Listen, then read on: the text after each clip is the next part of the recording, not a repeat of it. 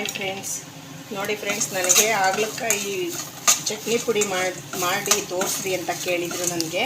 ಹಾಗಾಗಿ ಹಾಗಲಕಾಯಿ ಚಟ್ನಿ ಪುಡಿ ಮಾಡ್ತಾಯಿದ್ದೀನಿ ಫ್ರೆಂಡ್ಸ್. ನೋಡಿ, ಹಾಗಲಕಾಯಿ ಹಿಂಗೆ ಹುರ್ಕೊಂಡಿದ್ದೀನಿ ನಾನು. ಅಂದರೆ ಅರ್ಧ ಕೆ ಜಿ ಹಾಗಲಕಾಯಿ ತಗೊಂಡಿದ್ದೀನಿ.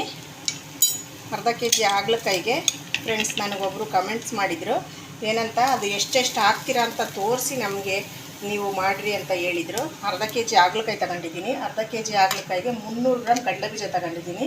ಒಂದು 5-6 ಎಸಳು ಬೆಳ್ಳುಳ್ಳಿ ತಗೊಂಡಿದ್ದೀನಿ. ನೋಡಿ, ಒಂದು ಅರ್ಧ ಸ್ಪೂನ್ನಷ್ಟು ಕಾಳು ಮೆಣಸು. ನಾನು ಕಾಳು ಮೆಣಸಿಂದ ಯಾವ ಅಡುಗೆನೂ ಮಾಡಲ್ಲ ಫ್ರೆಂಡ್ಸ್ ನಾನು. ಈಗ ಒಣಮೆಣ್ಸಿನ್ಕಾಯಿ ಇಷ್ಟು ತಗೊಂಡಿದ್ದೀನಿ ನೋಡಿರಿ.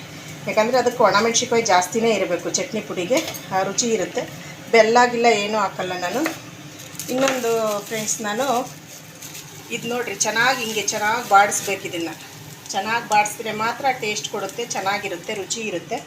ಇದನ್ನು ತೊಳೆದು ಆರಿಸಿ ಇಟ್ಕೊಂಡಿದ್ದೀನಿ. ಹುಣಸೆಹಣ್ಣು, ಇಷ್ಟು ಹುಣಸೆಹಣ್ಣು ಹಾಕಿರ್ತೀನಿ ಫ್ರೆಂಡ್ಸ್ ನಾನು. ಭಾಳ ಹಾಕಲ್ಲ ಹುಣಸೆಹಣ್ಣು ನಾನು. ನೋಡಿ ಫ್ರೆಂಡ್ಸ್, ಇಷ್ಟೆಲ್ಲ ಹಾಕಿದ್ದೀನಿ. ಇದಕ್ಕಿಷ್ಟು ರುಚಿಗೆ ತಕ್ಕಷ್ಟು ಉಪ್ಪು ಹಾಕ್ತಾಯಿದ್ದೀನಿ. ಉಪ್ಪಾಕಿ ಗ್ರೈಂಡ್ ಮಾಡ್ಕೊಂತೀನಿ ಇದನ್ನು ಫ್ರೆಂಡ್ಸ್. ನೋಡಿ, ಈಗ ಇನ್ನೊಂದು ಸಲ ಕೈ ಆಡ್ತಾಯಿದ್ದೀನಿ ಇದನ್ನು. ನೋಡಿ, ಇಷ್ಟು ತರ್ತರಿಯಾಗಿ ಈ ಥರ ರುಬ್ಕೊಂಡಿದ್ದೀನಿ ನಾನು ಚಟ್ನಿ ಪುಡಿನ. ಈಗ ಇದಕ್ಕೆ ಹಾಕ್ಬಿಡ್ತೀನಿ.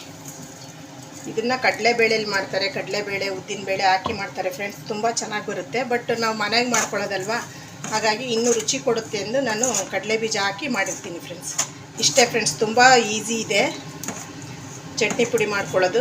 ಹಾಗಲಕಾಯಿ ಚಟ್ನಿ ಪುಡಿ ಕೆಲವೊಬ್ಬರು ರುಬ್ತಾರೆ ಫ್ರೆಂಡ್ಸ್. ನನಗೆ ರುಬ್ಬೋದು ಇಷ್ಟ ಆಗಲ್ಲ. ಅದು ಬಾಯಿಗೆ ಸಿಕ್ಕಿದ್ರೆ ತಿನ್ನೋಕ್ಕೆ ಚೆನ್ನಾಗಿರುತ್ತೆ. ರೊಟ್ಟಿಗೆ, ಚಪಾತಿಗೆ, ಪೂರಿಗೆ ತುಂಬ ಚೆನ್ನಾಗಿರುತ್ತೆ ಫ್ರೆಂಡ್ಸ್. ಒಂದು ಸಲ ಮನೆಗೆ ನೀವು ಟ್ರೈ ಮಾಡಿ ಫ್ರೆಂಡ್ಸ್. ನಿಮಗೆ ಚೆನ್ನಾಗಿ ಅನಿಸಿದ್ರೆ ಮಾಡಿ, ನೋಡಿದ್ದಾದಮೇಲೆ ಚೆನ್ನಾಗಿ ಅನಿಸಿದ್ರೆ ಫ್ರೆಂಡ್ಸ್ ಲೈಕ್ ಮಾಡಿ, ಶೇರ್ ಮಾಡಿ, ಸಬ್ಸ್ಕ್ರೈಬ್ ಮಾಡಿ.